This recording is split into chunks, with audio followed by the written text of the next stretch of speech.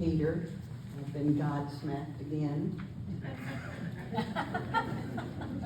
I came in this morning and Becky Giles said, "Oh, thank you for doing this," and I said, "Uh-oh." I hadn't really finished. I needed to do some more research, which of course I came and sat right in front of Jimmy Cleland and I got all the research I needed. I came to this church in about 1970, 69 or 70, because my history professor was teaching a young adults class. Dr. Philip Thayer, y'all remember him? He looked like and sounded like Richard Burton. Excuse me, it was Richard Burton, wasn't it? Anyway, so we came to the Sunday school. Jerry Shetler, that's what I had to ask Jimmy. Jerry Shetler was the minister at the time. And after him came Jim Croft. And then after Jim Croft came Bernard Bangley.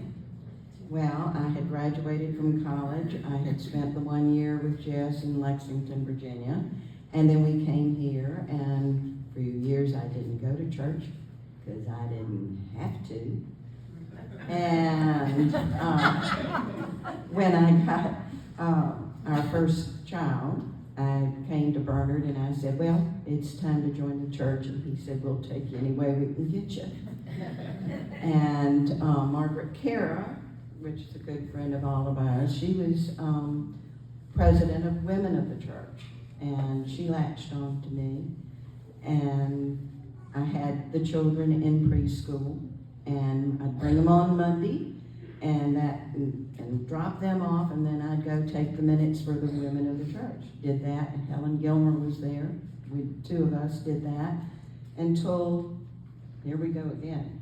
My grandmother, my mother's mother, was the first woman elder in Houston, Texas, in her church.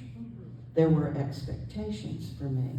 So of course I went to the church circles. That was expected. And I enjoyed it, and I learned and met some wonderful, wonderful women that were with us. And y'all, I don't know, but this is Lynchburg, remember? May Patterson was the first woman I knew that had lived to be 100. I don't know if she was related to Tulane or not, but this is Lynchburg, probably so.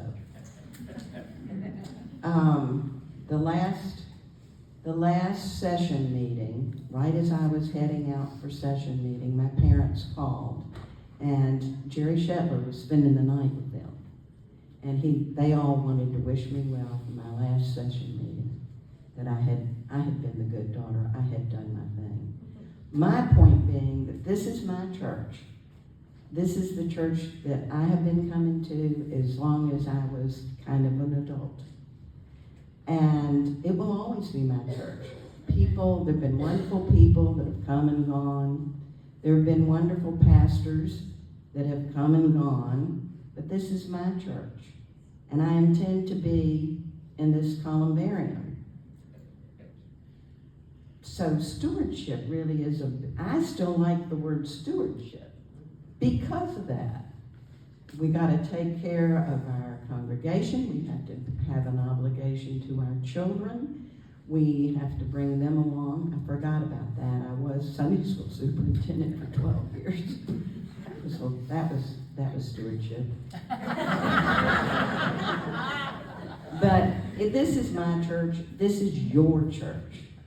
You adopt the church. It comes into you. It becomes a big part of who you are and who you want to be and who you end up being and where you end up being.